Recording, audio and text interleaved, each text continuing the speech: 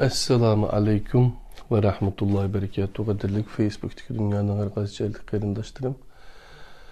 Hammalarınki muşu vakti ve buluniki vakti hayırlık olsun. Ben Abdülaziz Beştavra qarindaşlardan sizlerge selam. Biz bu Ramazan başlagandan keyin Kader Risalesi degan bunu qulamdagi eser Mustafa İslam oğlu ustozdinki Hasan el-Basri'ninki Kader Risalesi'ge asasen yazgan şerhisini birlikte okup kelyapatkan. Bugün şununki davamını birlikte öğünümüz. Kaderge iman eytiş maddesi rivayetlerge qandaq kirgizilgen. Onundan keyin kaderge münasebetli rivayetlerinin Kur'an tasdiqiga selinişi degan mazmunni birlikte öğünümüz. Rivayet yani hadis sözlememse degan qarindaşlar bugün şu hadis Kur'an'a qandaq selinudu şunu tanışıp baksanlar buludu qadirli qarindaşlar. Rivayetni emdi tanışaysızlar. Kaderge iman eytiş maddesi rivayetlerge qandaq kirgizilgen. Bugün onun üstüge kader keçisi Şibe Kadir keçisi dep nurgulluğan camilerde bu faaliyet ilip verildi. Aslida Kur'an'a küre kader keçisi şu 27. hadislerde Peygamber Aleyhisselam deyilgen 27. keçisi degan bu keçe şu Ramazan'ın 27. gündüzü. Şunun keçisi buluş gerek. Bugün bu hata halda şunu tebriklevatıdı. Şu faaliyet, şu doğruluk ibadetler kılınmadı kaderli qarindaşlar. Aslında kader degenin ma'nisini haqiqiy tushungan vaqtimizda Qur'oni bo'yicha tushungan vaqtimizda kallamimizdagi nurg'ulg'an xato ideyalar o'ngshilib ketadi qadrli qarindoshlar. Yani taqdir tushunchimiz o'zgarmay turib, Qur'oni bo'lmay turib, bizning taqdirimizning o'zgarishi mumkin emas. Kaderge iman etiş maddesi rivayetlerge qandaq kirgizilgen. Kur'an ochiq aytadiki, sen vahiyden ilgari Kur'an'ның ve imanның nima ekanligini bilmayding. Shuara suresi 52. ayet. Suyumlik Peygamberimiz iman ve onun şartlarını Kur'an'dan öğrengen idi. Çünkü Kur'an'ның şahitliğine asaslanganda Peygamberimizden ilgiri iman nima ekanligini bilmaydiganligini Kur'an iniq bayon qilib Kur'an Peygamberimizge mushundaq deydi. Başka birisi kelip Kur'an 5 deb sanıgan imanның şartlariga ilova qilingan 6. maddani Allah Resulü'nün ağzıga selip, xuddi Resulullah mushundaq degandek tuyg'u paydo qilib qo'ydi ve onundan keyin Sadaqallahul azim, Allah to'g'ri aytdi deyishidi. Allah to'g'ri aytgan, lekin bundaq deguchi kishilar Allohga tuhmat qilgan bo'ladi. Savol: İmanni Kur'an'dan öğrengen Hazreti Nebi'nin Kur'an'a imanni öğretmekçi buluşu mümkün mü? Cevap tova. Hergizmi mümkün emas. Hemme Adem Allah'ın aldığa ötüp algan takdirdi mi? Resulullah hergiz ötmeydi. Ondaqda rivayetlerde bayan kılıngan ve Kur'an'daki şartlarga qo'shib qo'yilgan kaderge iman maddesi rivayetlerge qandaq kirgen.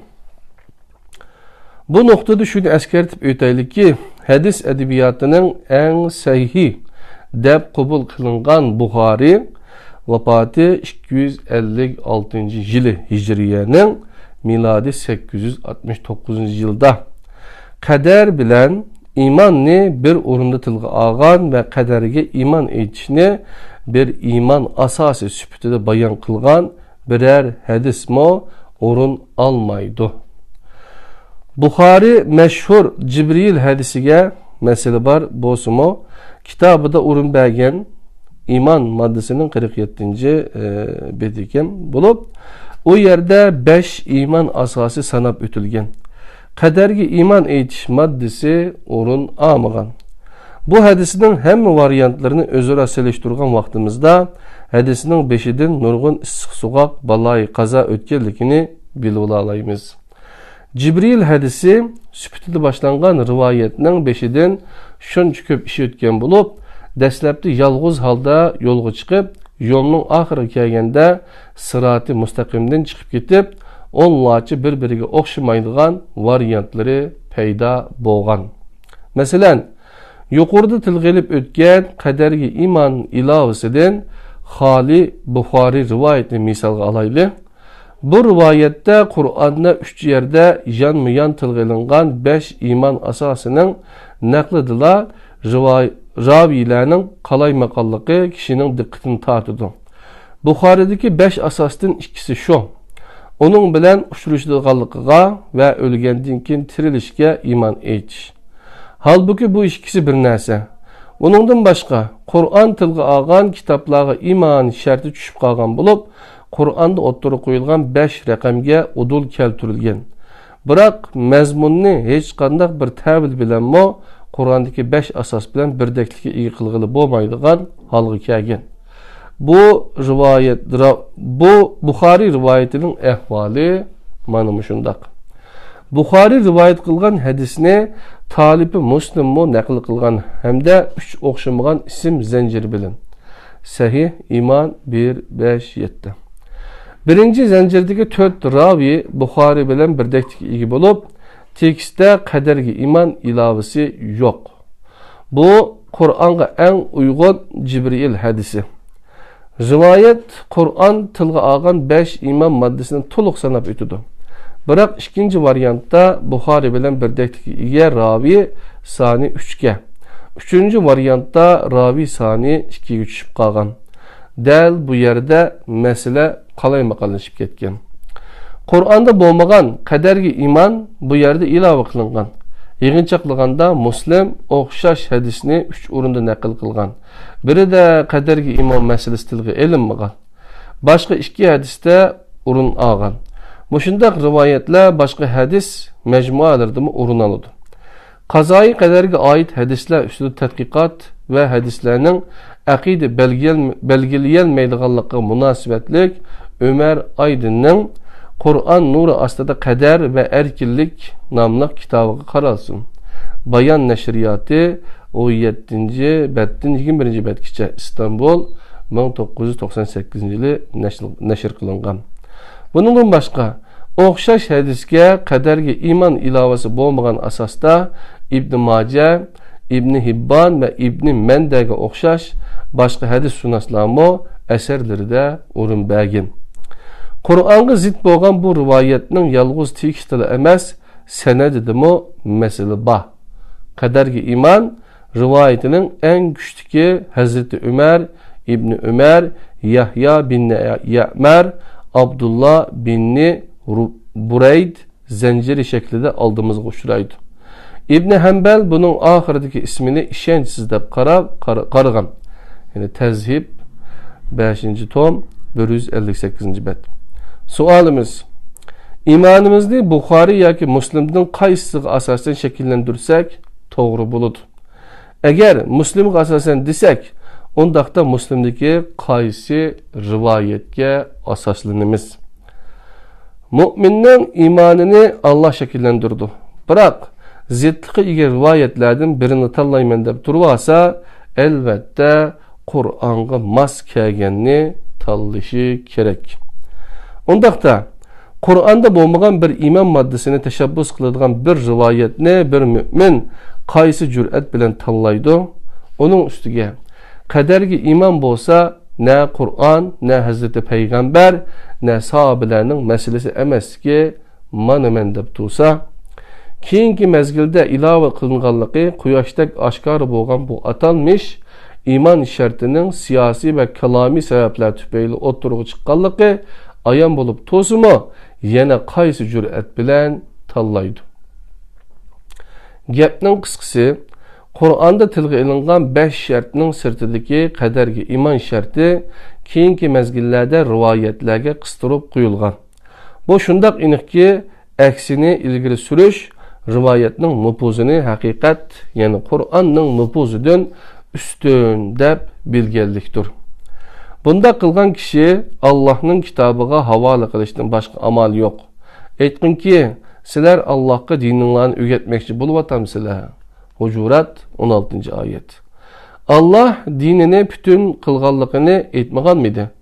Bugün dininglarni bütün kıldım. Maide suresi 3. ayet.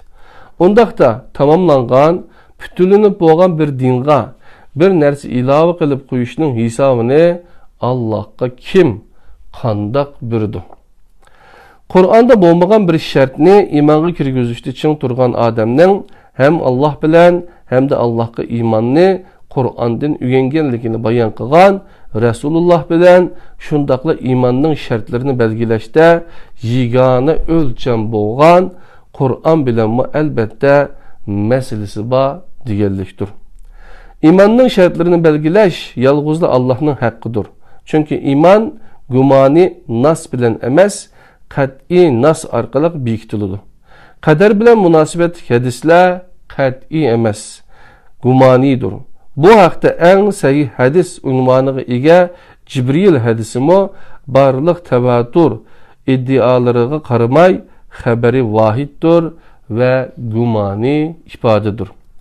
Bu hadisning ahad ekanligi bilan münasibetlik Musa Bağçı'nın insanның qazayı qadari hadisler bayan qılgan qadar tushunchisi namlıq əseriga qaralsın. 80-81 bet. Ankara Mektebi 2009. Eğer bir tevaturdan söz etişki doğru gelse, bu tevatur mezkur hadis varyantlarının bir bilen zıtlıqıdır. Yani bu rivayetlerinin özara zıtlıqı tevatur arqılıq sabittir. Yani kilip mezkur hadis yuqurda bayan qılıp ötkünümüzdek mudraç, yani keyince ilavege mubtila boğan. Guman bilen aqide berpa kılınmaydı. Yekünlegende Kur'an'da urun almagan bir iman asasını her kandak bir hadis arqılıq imanga kirgizishga bolmaydı. Çünkü Peygamber aleyhisselam'a ilgili bilmegen imanını Allah öğretgenidir. Bu vahiy bilen kayıt kılıngan hakikattir. İmanның şartları içinde Allah tilga almagan turup Resulullah vaz qilgan birer şart asla mevcut emas. Sual: İslam tarixida ötmüşte yaşagan ulamalar içinde bu hakikatni tonib yetkenler yok muydu?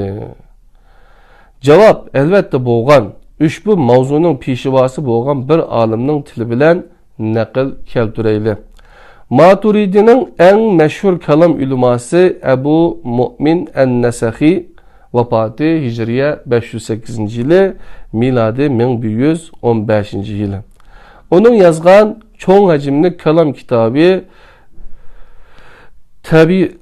Tebsiratul Adilla namlıq əsərinin 18 yazma nusxasını bayqab, bularning içinde en qadimki 8 nusxasını özara seliştiriş arqılıq toğru bir tekstini oturğa çıqadım.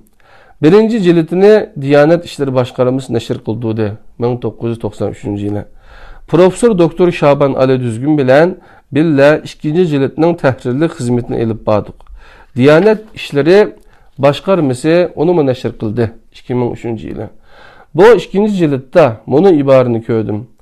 Ebu Mu'min en-Nesafi deydi ki, eğitimizki itiqadqa kelsek, diyanetlik kişilerinin qarışıca bular 5 asasqa bölünüdü. Birinci, Allah'a iman, ikinci periştelerge, üçüncü kitapları iman, dördüncü peygamberlerge iman, beşinci ahiret günüge iman. İbadetlerimi bunun asasen 5 türlü bölünüdü. Namaz, zakat, roza, cihat, hac. Nesefi Tebsiratul Adilla 2. mavzunun 92. betide. Demek 37 yıl burun iniqlab çıqqan bir haqiqatning 9 asr ilgili yaşagan sünni bir kalamçının mı oturuq qoyganligini 37 yıldan keyin qayta oturuq qoygan bolduq. Hüseyin Atay Kur'an'da iman asasları ve kader meselesi 154. betden 155. betkice. Qaderga münasibetlik rivayetlerinin Kur'an tasdiqiga selinişi. Birinci, Emeviler qo'llab quvvatlagan qadarchi, yani cebirchilik ideyasini o'xshamagan guruhlar xilma-xil sabablar tüpeylidən qubul qılğan.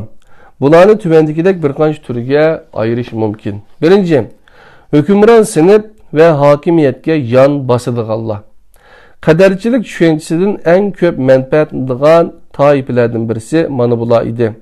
Chunki hokimiyatlarini Allohning qazoyi qadari deb izohlab, hokimiyatga qarshi chiqishni qadarga qarshi chiqqanlik deb burmalab tushuntirish her doim ularning ishlarini osonlashtiradi. Bu orqali elib borgan her gunoh ve eskiliklerge qarata yüz berish ehtimolliği bo'lgan isyonlarni bir holatida to'sib qalalaydi. İkinci, ezilguchi ve zulmga uchirganlar. Qadarchi, jabirchi aqida bu sinfning ko'ngliga tasalli beradigan malham bo'lib, bir chiqish yo'li bo'lib ko'ringan. Ezilguchi ve zulmga uchirganlar oldida ikki yo'l bor. Ya'ni ya jini kesimo zulmga qarshi turish yoki tushib qolgan har zabun halining ismini taqdir ilohi deb qo'yish. Yani pishonimizga yozilgani mushu o'xshaydi deb qo'yib, tartgan azoblarga bahona tepib, vijdoniga tasalli berish ve vijdonining cho'qonlarini bostirish.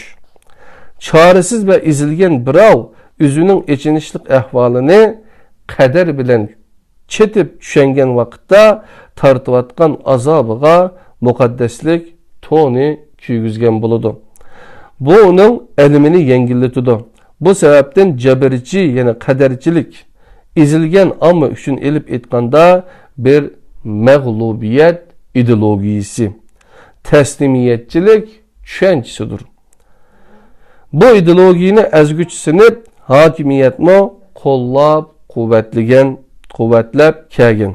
Qo'shimcha, qadarchilikning mag'lubiyat ideologiyasi bo'lishning eng yorqin misoli Osmanlı'nın en ahirki Şeyhul İslami Mustafa Sabri Efendi 1865'ten 1954 yıl yaşaptıken ahvalıdır.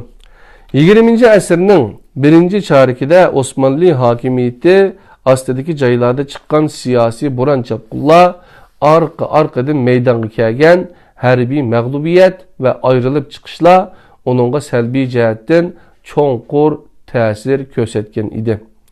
Duch kelgan ig'ir vaziyatdan butunlay jabirchi, ya'ni qadarchilikka seg'inish bilan qutulib qolalaydiganligini to'g'ri bir chora deb o'ylagan Mustafa Sabri Efendi maturidilikni tashlab Eş'arilikka o'tgan. O bunun bilanliq to'xtab qolmay mavqiful bashar tahti sultanul qadar, qadarning yemirilmez kudreti astida insonning ahvoli sarlavilik neşterdek bir kitap yazgan. Sabri Efendi bu yerde Maturidi mezhebi buzgunçulukta mutazilerden qilishmaydi diyeligidek derecede xodunu yo'qotgan edi. Şeyhul İslam özünü çoğunqur meyuslik ve tushkunlikka tushirib qo'ygan zanjirsimon mag'lubiyatlarning haqiqiy sabablar ustida bosh qotirib, Uhud mag'lubiyatidan keyin bu mag'lubiyat beshimizga nima sababdan keldi deb so'ragan sahobalarga bu sizlarning o'zinglardan keldi. Ali İmran 165. ayet deb javob bergan Qur'onning rehberligiga bo'ysunishning o'rniga butunlay jabirchi, qadarchilikka esilishni tanlagan edi. Qadarchilik her vaqt mag'lubiyatchilarning yo'lanchigi bo'lgan bo'lib, mag'lubiyat ideologiyasiga aylangan. Bu ham mag'lubiyatchilarning ham g'oliblarning foydalanish vositasiga aylangan. Üçüncü, o'ttir yo'lni tutgan tunji kalamchilar. Ular islom fathleri neticesinde yo'liqqan gnostik iqimlarning sanaviy, yani dualist, ikki manbachilik, Tanrı tushunchalarga qarshi qadarchi, jabarchi aqidini panohlanadigan bir qal'a deb qaragan. Bu ularga hokimiyat oldida daldı bo'ladi. Yeni bir tarafdan özleri zalim hakimiyetler bilen o'xshash bir mavqeda turib qolganlik uchun vijdoni bearam bo'ladi. Ahirida özleriga tasalli beradigan bir bahona topdi. Yani dahri zindiqlar, gnostik iqimlarga karşı dinni müdafiye kılış vazifesi ulanı vicdani cihetten rahatlandırdı. 4. Mutlak köpçülüki bilimsiz boğan amma cehaliyet bilen boğan münasibetini üzül-küsül kesip taşlayamagan avam bilip bilmey cehaliyetinin kaldık akidelerini davamlaştırıp kelgen bulup ular kaderci yani cebir ideologiyini bir akide süpütüde özleştirişte kıynalmadı. En'enevi düşünce bulunga şerait doğdurup bädi. Cehaliyet kader düşüncesinin aldığa vahiy arkalık sokulgan sepel rivayet edebiyatı arkalık halkıp ötülgende oturda hiç kimden musulmanlıkka takışıp kalıdığan bir mesele kalmaydı. Uşbu sebep bilen kadercilik birbiri bilen karma karşı gruplarını birleştirdiğen ortak bir noktaga aylandı. Kadercilik dəstləbki çağlarda siyasi yollar tarafından suistimal kılıngan yolluklaştırıcı bir hasa, tayak rolünü oynayan bolsa, keyince tunca kalamçılar tarafından zindiqlarga karşı işitilgen bir kural boldu. En ahir uydurulgan rivayetler arkalık İslam akidesinin bir parçası halığı geldi. Kaderinin İslam akidesinin bir parçası bulaliş üçün avval sahih rivayetleri ilaveler uslubu işletildi. En sahih kitaplardaki rivayetler bunundan nisibesini aldı. Onundan keyin bu məqsəddə işqi yarıqadək rivayetli maslaşdırış ötkülünü ötkəndən keyin Kur'an'ın sırtıda ama onunla paralel bir kader itiqadıga yülencük peyda kılındı. Bu sahadaki senedi zayıf ve uydurulma hadislerini bir yak koyup dursak mı, en sahih hadis külliyatlarına kadar sınıp kirerligen senedi sahih, lekin tekstini Kur'an'a sağında mesele bağlılık oturuq inik çıkıp durduğun tüvendeki bir misalının üzüle meselenin kançilik derecede xatarlik geldikini düşündürüp bireleydi. Tercümesi Ebu Hureyre'den nakil kılınışça Resulullah mındak degen idi.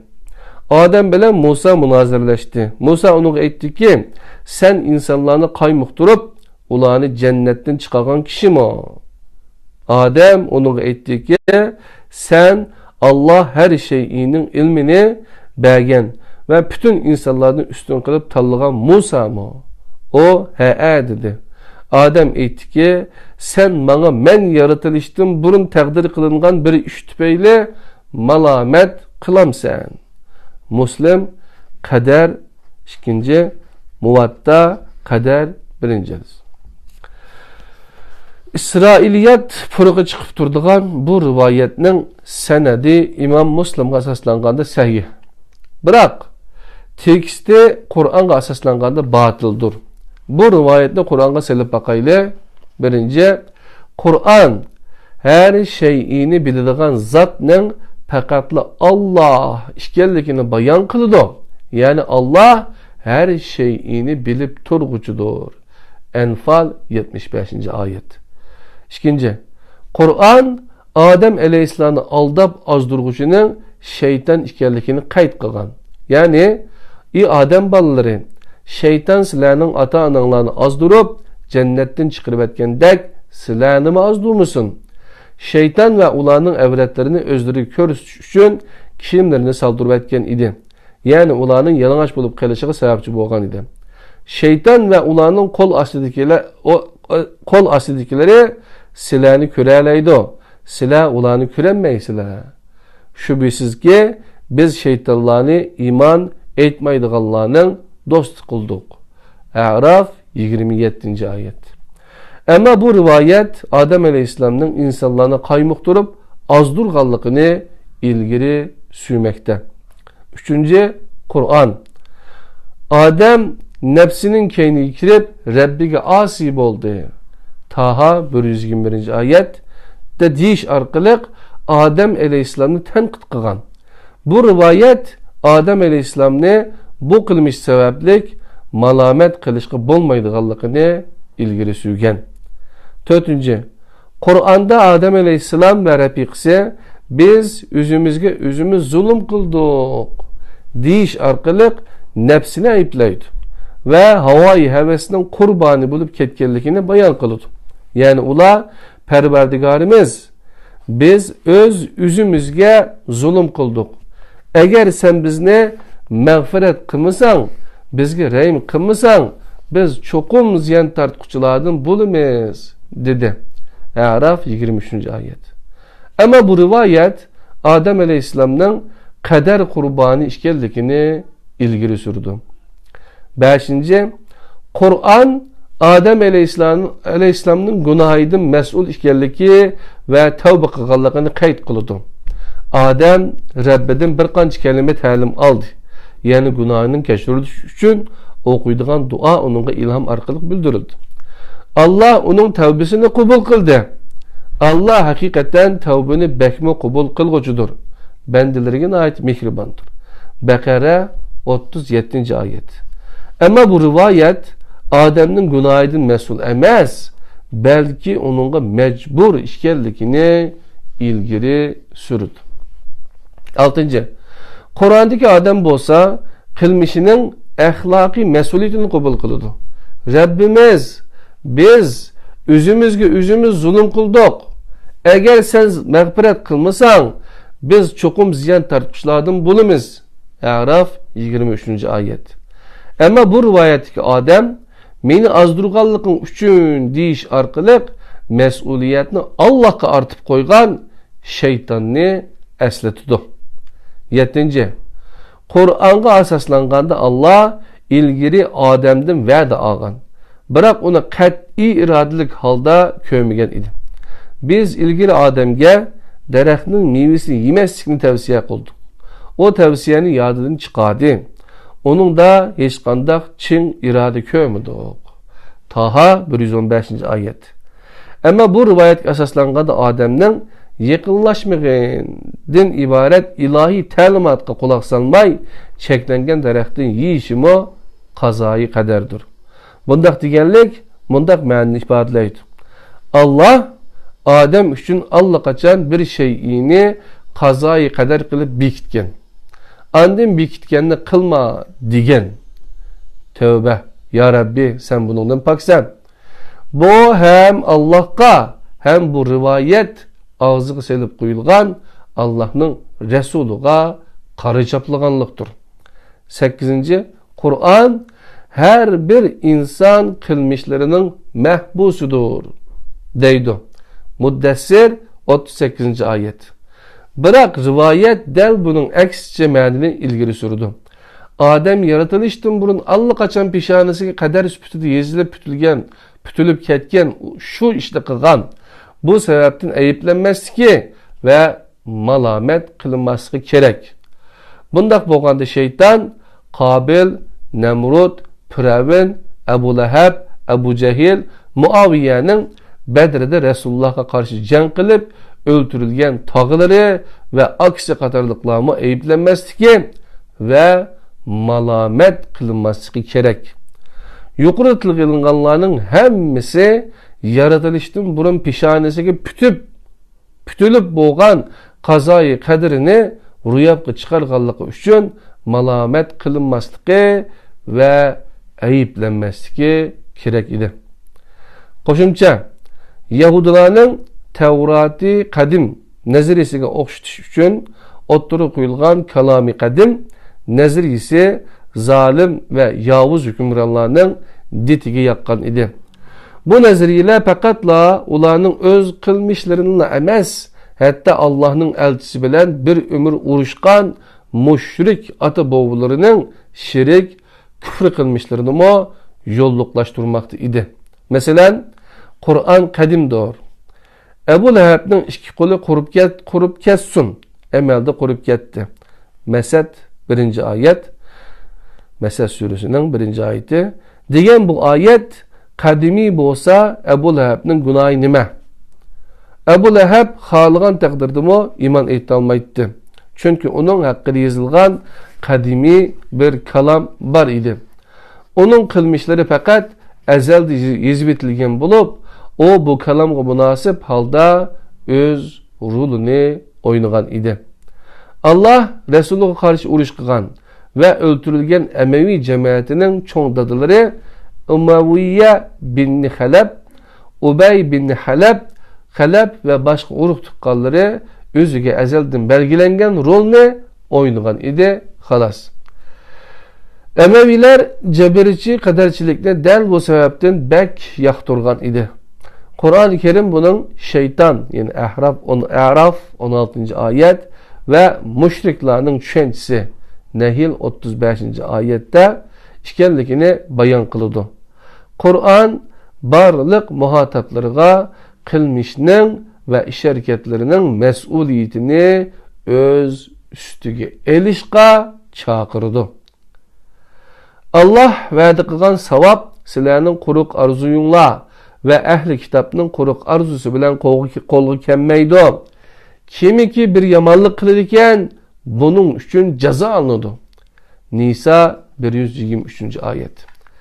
Allah Teala ollaçı yede leallekum tehtedun hidayetke erişinla üçün diş arqılıq hidayetke eriş mesuliyetini biz bendilerinin üstüge yükleydi. Kur'an'da erişinla üçün ibaresini işletiş bilen birlikte şunun okşaş nicatlıkı erişinla üçün nasihat erişinla üçün ibadeler işletildi. Allah bendilerinin nicatlıkı erişini arzu kılıdı. Bu sebepten peygamberlerini ve kitaplarını evetken. Çünkü Allah insana en avval akıl, irade ve vicdan ata kılış arqılıq onu tallaş kabiliyeti bilen cabdugan. Onundan bu kabiliyetten iş kısalıp mesuliyetini ada kılışını kütmekte. Bunu becerken türgellerine cenneti bilen hoşgöber bilip mesuliyetini ada kılmağallığını azap bilen agahlandırdı. Kaderlik qeyrindaşlar, kader ve takdirini düşünüşünün ehmiyeti hakkında degan bir mezmun varken bu mezmunni okup etip bugünkü dersimizni mishada ayaqlashtiramiz.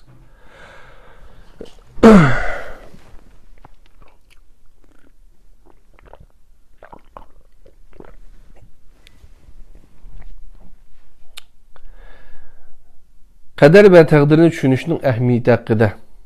Allah kullu irade. İnsan cüz'i irade ilgisidir. İnsana cüz'i iradenin Allah ata kılgan. Alemdeki her şeyi Allah'ın takdiri bilen buludu. Alemlerin Rabbi boğan Allah iradesiz mevcudatlığa statik kader yani özgermez kaderini iradelik yani tallaş ihtiyarlığa verilgen mevcudatlığa dinamik kader yani özgürüşcan kaderini takdir kılgan. İnsana iradenin birilişimi hem Allah'ın takdiridir. İnsan iradesi işletken vakitte Allah'ın takdiri asasen hareket kılgan buludu. Del bu sebepten iradesinin dairesi geçirgen her kandak bir işte insanın kaderi tallaştır. Allah'ın insana tallaş kabiliyeti mənisini bildirdiğin irade yani tallaş erkirlikini, belgellikini kubul kılıp arkadalı yine insanın irade tallaş erkirlikini paleç halkı düşürüp onun onuğa Allah'ın tallağanlıkını eğitiş bimaniliktir. Manı bu Allah'ın takdirini inkar kıgallıktır. Yani takdirini biz inkar kılmadık kaderli qeyrindaşlar kimnin inkar kılgallıkını bilip kaldık mene. Allah'ın iradesi çeksiz ve şartsızdır. İnsanın iradesi çeklik ve şartlıktır. İnsanın çeklik ve şartlık iradesi herkesme Allah'ın çeksiz ve şartsız iradesinin sırtıda. Ya ki onunla paralel halda ve ya ki onunla müstakil boğan bir irade emez. İnsanın çeklik iradesi Allah'ın çeksiz iradesinin içinden onun ağam. Bu sebepten eğer Allah halımağan bolsa insan halıyalmağan bolattı. Eğer Allah halımağan bolsa inson xohlayolmagan bo'ladi. Biroq Allah insanның halishini xalagan. İnsan öz iradesi bilen qilgan qilmishlaridan javobgarlikka tortiladi. İnsanның qilmishlarining egisi ekanligini nazardan saqit qilib, o'zidan burun boshqa bir irada tarafidan belgilanganni majburan ijro qilguvchi bir mashina odam sifatida qabul qiladigan tushunchaning ismi qadarga iymon emas, balki taqdirni inkor qilganlik bo'ladi. Aslida bundaq bir tushuncha insonning axloqiy mas'uliyatini yo'q qilib o'tadi. Axloqiy mas'uliyat axloqiy muomalaning asosidir.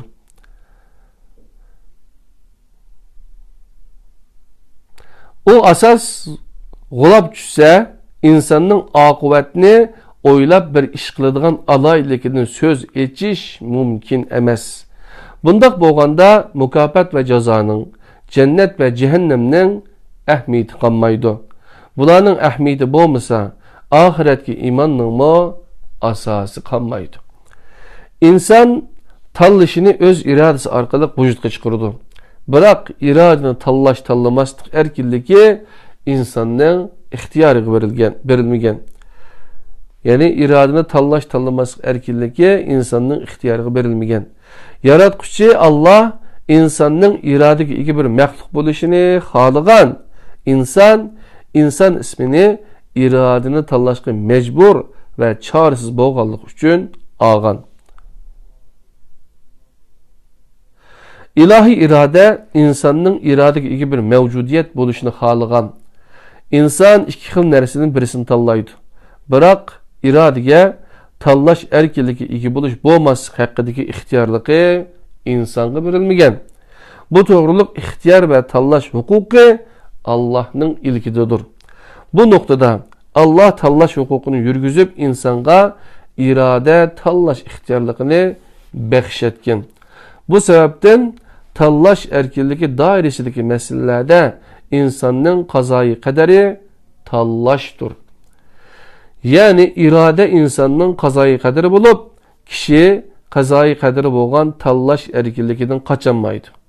Tanlash insonning qazoyi qadridir va inson tanlashga majbur.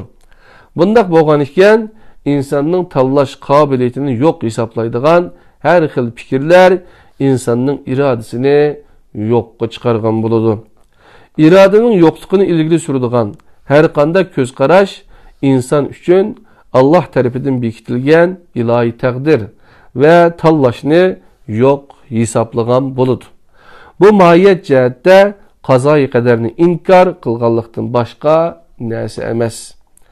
Kalam kitoblari qazoyi qadar ve uning ulini tashkil qiladigan Allohning sifatlari haqida so'zlashga boshlasalar, masala texmo chigishilib ketadi. Masalani yo'ritib berish u yoqda tursin, texmo g'uvalashtirib o'tadi. Chunki banda İlgisi Allah to'g'risida so'zlashga boshlasa, oxiriga elib chiqolmaydi. Allah undaq, Allah mundaq. Yoki yo'q, undaq emas, mundaq va yoki yo'q, hech biri to'g'ri emas, aslida mundaq degandek talash tartishlar boshlangan vaqtda inson Allohni tunishning o'rniga uning haqida aniqlama berishga tamshalgan bo'ladi. Amaliyotda bu tunigan ve yoki tunuşturganlık mı emas. Bunda qilganda Allah'ın öz mezhepinin, meşrepinin zihnideki bir tələpleme tar düşüncəsinin qiliblərə maslaşdırışqa urunğanlıq boludu. Bunun bilen hiç nimeni hal qılalmaydı. Meseleni aydınlaşdıralmaydı, əksicə murakkablaşdırıb ötüdü. Çünkü Allah ekber, en uluqdur. Allah kalamның yani ilahiyetinin, dinşünaslığının işçiге sığmaydıgan derecede ekberdir. Onu tunuşturuş için kılıngan her bir teşebbüs insanın takitinden aşılan bir iştir. Şunun için Allah doğrusu da en urunluk izahat, sükut kılış ve iki nersige kulak seliştir. Yani vicdan ve Kur'an'a kulak seliş gerek. O vicdanda mevcuttur. İnsan onu his kılıdı. Biroq til onu ifodelab berishga ojizlik qiladi. Allah har xil kalamning obyektiv bo'lishdan xolidir. Eğer onu tunuşturduğun biri var deyilgende takdirde o yanıla Allah'ın üzüdür. Bu sebepten Allah hakkında en doğru izahatni yanıla Allah buyurdu. Vahiy bu vaqtda nima degan bo'lsa shuni deyish, shundaqla uning oldiga o'tib ketmaslik mu'minlarning axloqidir.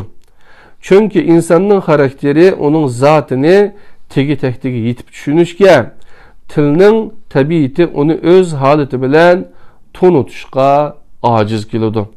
Undaq bo'lgan ekan, Allah'ның sifatları, Allah'ның kimligi, Allah'ның ilmi, xolishi, barliq keltirişi, söz qilishi, taqdiri qatarlıq temalarda insanның qiladigan vazifasi Qur'onning adab axloqi bilan axloqlanish va ig'zini yig'ishdir. Sukut qil. Allah haqida Allah demaganni deyishdan Allohga sig'inib panoh tiligin. Sukut qil va quloq solgin. Nimaga quloq solaman deb mu so'rama. Unutmag'inki, hatto jimjitlikmi uning so'zligidir. Agar qanday quloq solishni bilsang, aqlingni ishlatgan, qalbingga jimjitlik ishidan ovozliq inkos qayturdi. Ko'zingni yum, o'zingni och, xitob qilsa javob ber. Labbayka Allohumma labbayk. Ya'ni Allah nima degan bo'lsa, Qur'oni Karimda ana shu bo'yicha Allohni tunishga, Allohga ibodat qilishga to'g'ri keladi, qadrli qarindoshlar. Anda bo'lsa bugungi 11-tadbiriy qadar risolasi darsimizda, sin darsimizda qadarga munosabatlik rivoyatlar ve onun Kur'an'a selinishi to'g'riliq bir qancha mazmunni birlik ko'rdik. Jinim do'stlarim, kelar saatlik darsni ko'rishga aman bo'linglar. Onunla biz tekst ve sharhi bilan birga Allah azdurmaydi, inson o'zi azidu. Allah mecbur qilgan narsani javobgarlikka tortmaydi, taklif qilgan narsaga mecburlamaydi degan mazmunni. Onun için Allah'ın takdiri yaxşılıqqa buyuruş ve yamanlıqdan tosuştur. Yaxşılıqqa buyuruş ve yamanlıqdan tosuş Allah'ın takdiridir. Diyen mezmunlarını onun için el-kadir boğan Allah güç kudretini kelsiz işletmeydi. Andinkin caliyet ehli kaderci idi diyen mezmunlarına vaktimiz yaskürümüz. Bu mazamishada to'xtaydi ekanmiz, qadrli qarindoshlar. 12 soatlik qadar risolasi darsimizda birlikda o'rganguncha omon bo'linglar. Allohning o'ziga omonat. Assalomu alaykum va rahmatullohi va barakatuh.